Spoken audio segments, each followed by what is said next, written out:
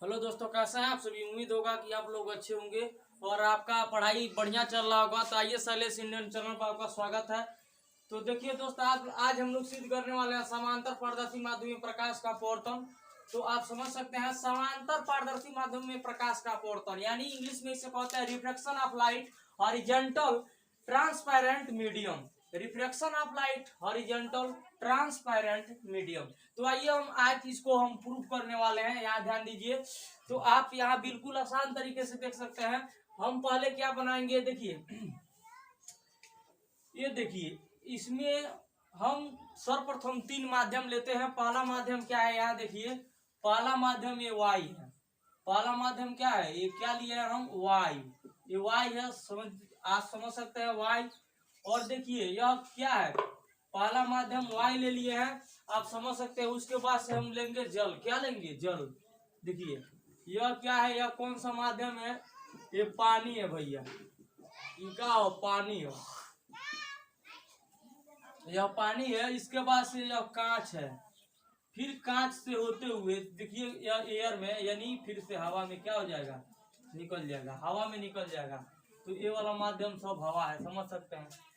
पहला माध्यम देखिए, यह क्या है, वायु है। यह क्या है, वायु है। ये क्या है, समझ सकते हैं आप, ये जल है। और ये क्या है, ये कांच है। देखिए कांच ऐसे बना दे रहे हैं, आप समझ जाएंगे। ये क्या है, ये कांच है। ये क्या है दोस्त, कांच है। तो समझ सकते हैं। तो आप बिल्कुल आसान तरीके से पुनः यह, अब देखिए एक प्रकाश को हम क्या करते हैं, यहाँ से प्रवेश करना प्रारंभ कराते हैं। देखिए यहाँ से एक प्रकाश, यहाँ से एक प्रकाश आया और प्रवेश किया। तो यहाँ देखिए इस पर हम क्या डालेंगे, देखिएगा यहाँ पे हम क्या डालेंगे, यह अविलंब है। अविलंब एक डालेंगे, आप बिल्कुल आसान तरीके से समझ सकते हैं। तो यहाँ पे हम अविलंब डाले हैं, अविलंब। चलिए इस कॉलम से डाल देते हैं। यहाँ हम अविलंब डाले हैं। तो देखिए ये आपतन कोण हमारा I1 हुआ, I1 समझ सकते हैं आप। और देखिए, और यहाँ फिर से यह प्रकाश, यह पहले जल से होते हुए पुनः यह कहा जाएगा, यहाँ देख सकते हैं कांच में। अब कांच से होते हुए पुनः यह निकल जाएगा किसमें, वायु में। यह वायु है, समझिए। तो यहाँ भी पुनः यहाँ अविलंब खींचेंगे, देख सकते हैं आप। पुनः यहाँ क्या करेंगे, हम अविलंब खींचेंगे। तो देखिए यहाँ अविलंब खींच दिए, पुनः यहाँ अविलंब खींचेंगे। तो यहाँ देख सकते हैं अविलंब खींच दिए। तो आप देखिए यहाँ कि यह I1 है, तो हई क्या हो जाए भैया, हई R1 है, यह R1 समझ सकते हैं। तो हई I1 है तो R1 है। तो वी नो दैट, हम जानते हैं, क्या जानते हैं कि किन्हीं दो समांतर रेखाओं को कोई तिर्यक रेखा काटती है तो अंतः एकांतर कोण आपस में बराबर होता है, आप जानते हैं। तो किन्हीं दो समांतर रेखा यानी हई बात है, तो यदि हई आई बात हई, यदि आर बात हई आई आर के बराबर हो जाई, एक विपरीत कोण आपस में बराबर होला, अंतः एकांतर कोण आपस में बराबर होला। किन्हीं दो समांतर रेखाओं को कोई तिर्यक रेखा काटता है तो अंतः एकांतर कोण आपस में बराबर होता है। यदि यहाँ लोटा है या पोटा है तो लोटा पोटा का क्या हो जाए, बराबर हो जाए, समझ सकते हैं आप। लोटा पोटा के बराबर हो जाएगा। तो उसी प्रकार यहाँ देखिए, यहाँ R1 है तो एने के कोण के बराबर नहीं हुई, समझिए। ये कोण के बराबर नहीं हुई, यानी हेकर विपरीत कोण होई बा। तो होई का हो जाए, R1 हो जाएगी, समझ सकते हैं।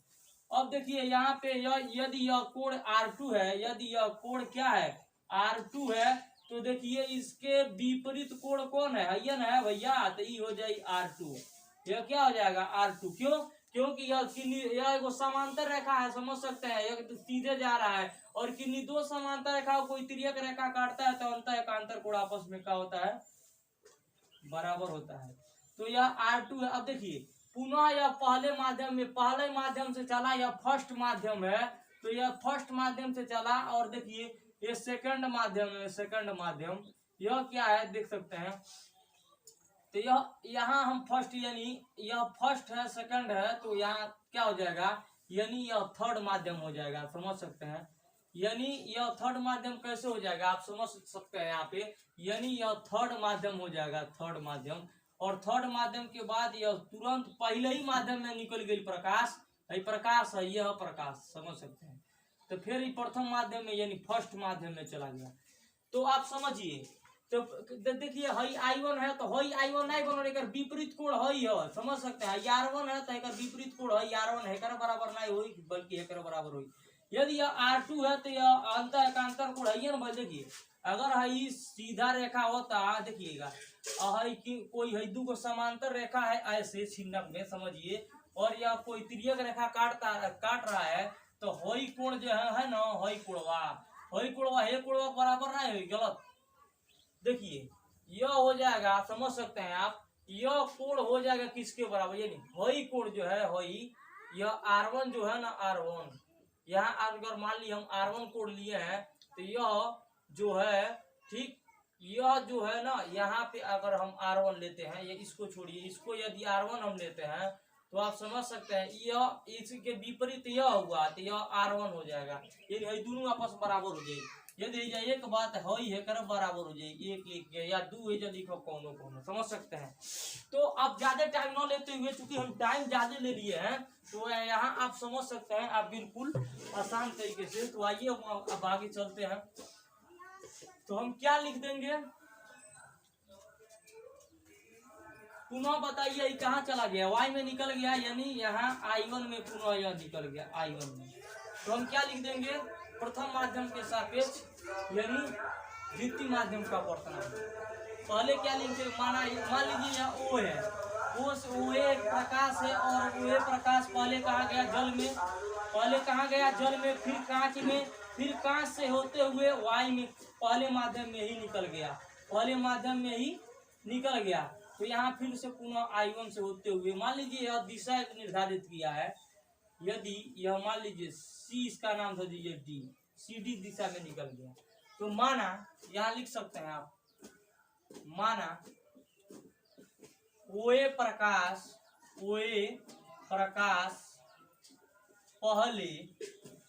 पहले के में गई जल में, पहले माना ओए प्रकाश Y से होकर, चलिए पूरा लिखवा दे रहे हैं बकायदे से, यहाँ लिखिए Y से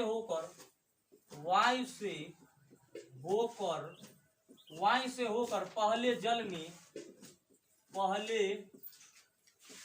में यह साइड से है दोस्तों। देखिए ये हम पूरा डिटेल पढ़ा रहे हैं, यहाँ डायरेक्ट आपका सवाल इस पर दिया है, चूंकि हम सूत्र भी प्रूफ करा दे रहे हैं। समझिए आप, एनसीईआरटी में यह सूत्र आपको प्रूफ करने, मतलब वहां पे नहीं मिलेगा आपको, वही ऐसे प्रूफ करके नहीं देगा, क्योंकि हम अपने पास से करा रहे हैं, आपको डायरेक्ट एनसीईआरटी में इस पर सवाल दिया है। तो यहाँ देखिए, माना वो प्रकाश Y से होकर पहले जल में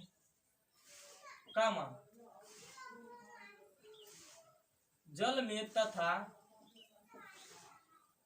कांच से होते हुए पुनः वायु से होकर निकल जाता है। यहाँ बिल्कुल तरीका देखिए, वो प्रकाश पहले जल से, फिर कांच से, और फिर से वायु से होते हुए कहाँ होता है, निकल जाता है। तो यहाँ हम क्या लिखेंगे कि प्रथम माध्यम के सापेक्ष द्वितीय माध्यम का अपवर्तनांक। तो आप लिखिए प्रथम माध्यम के सापेक्ष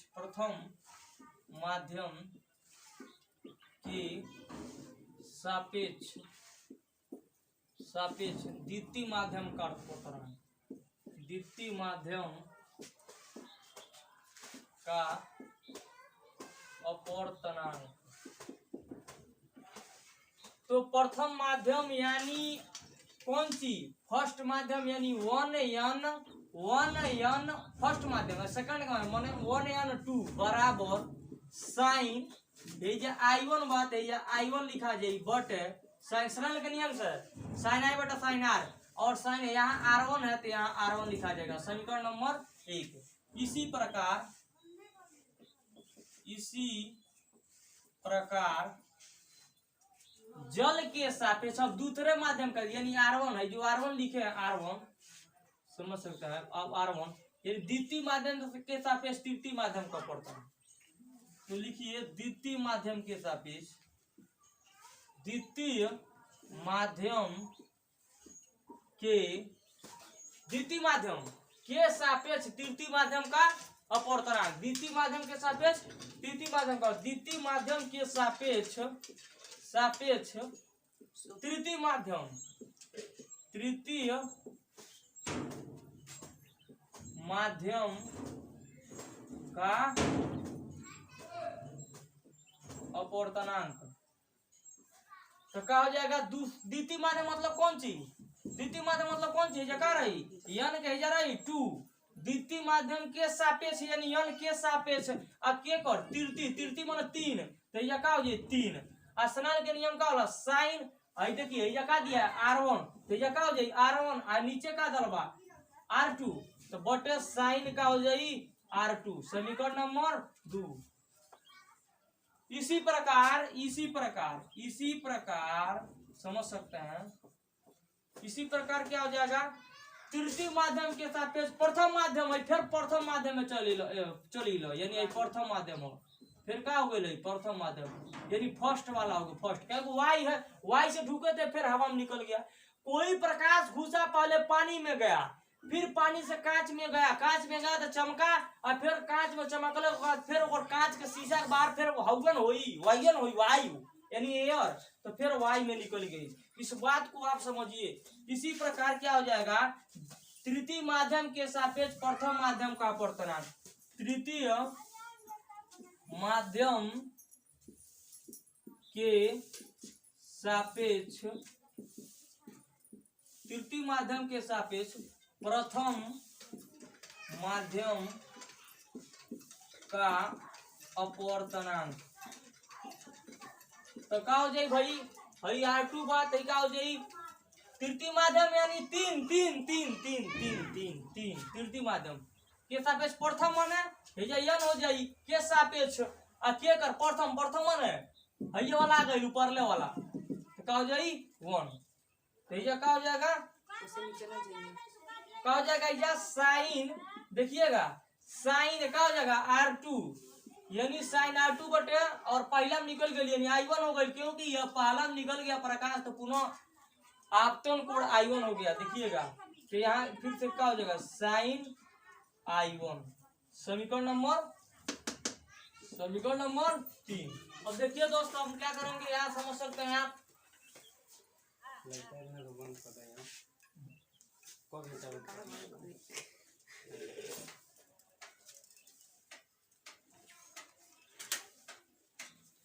नहीं लगता ये बनेगा बड़ा।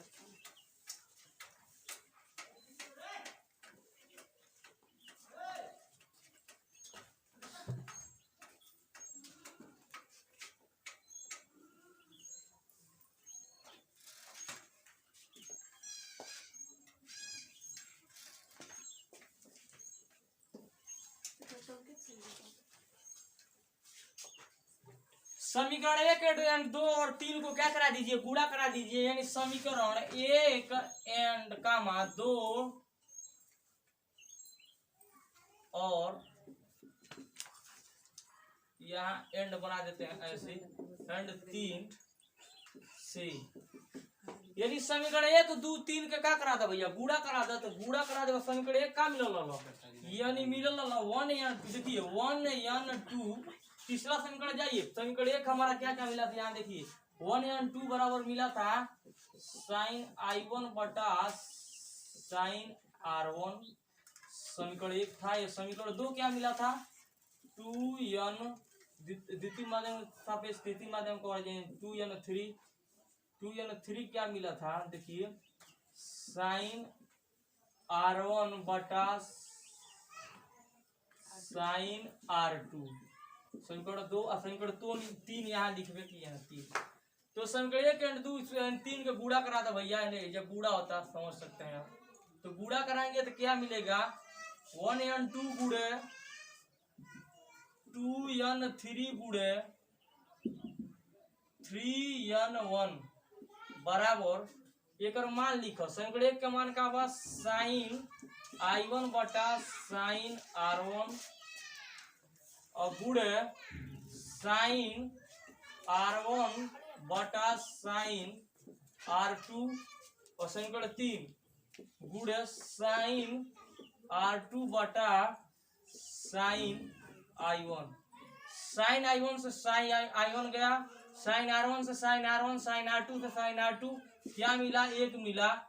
1n2 गुणे 2n3 गुणे 3n1 बराबर 1 मिल गया। तो आप समझ सकते हैं। अब हम क्या कर देंगे, यहाँ देखिए, अब हमको क्या करना है, 2n3 एजा छोड़ देव, हम 2n3 छोड़ देव तो बराबर है दोनों नीचे चल जाई तो हो जाई 1/1n2 गुणे हयो नीचे चल जाई तो हो जाई 1 लिख सकते हैं, इसमें एक छिपा है, समझ जाइए। तो ये हो जाएगा 3n1। तो अब हई ऊपर जाई तो का हो जाई 2n3 बराबर हो जाई, हई ऊपर जाई तो का हो जाई, यानी हई एन्ने ओन्ने पलट जाई, हई एक हैया चल जाई, 3 हैया चल जाई, हई 1। देखिए जब ऐसे स्थिति में ऐसे हो ना, तो देखिए जैसे 1/1m3 होगा तो ऊपर जाई तो 3m1 हो जाई, हई यहाँ हो जाई, हई यहाँ हो जाई, समझ सकते हैं। उसी प्रकार यहाँ देखिए हई ऊपर जाई तो का हो जाई, एक एन्ने आ जाई 1n3 हो जाई, यानी हई हई हई आपस में चेंज हो जाई, हई आपस में का हो जाई, चेंज हो जाई, इंटरचेंज हो जाई। और हई का हो जाई नीचे रही 1n2। यही हमको क्या करना था, प्रूफ करना था। तो आप बिल्कुल आसान तरीके से समझ सकते हैं। यानी है जब क्या मिलल, या यही के लिख सकत रहनी हमने कौन चीज कि यहाँ देख सकते हैं दूसरे माध्यम मतलब जल, यानी WN, देखिए तृतीय माध्यम यानी G, WNG बराबर 1n3 है। तो 1n3 मतलब 1 मतलब A N और W, सॉरी ANG हो जाएगा बटे, और 1n2 लिखेंगे तो 1n2 लिखेंगे तो क्या हो जाएगा A, और देखिए NW हो जाएगा बटे में, ऐसे भी लिख सकते हैं। तो उम्मीद होगा आप समझ गए होंगे। जय हिंद, जय भारत।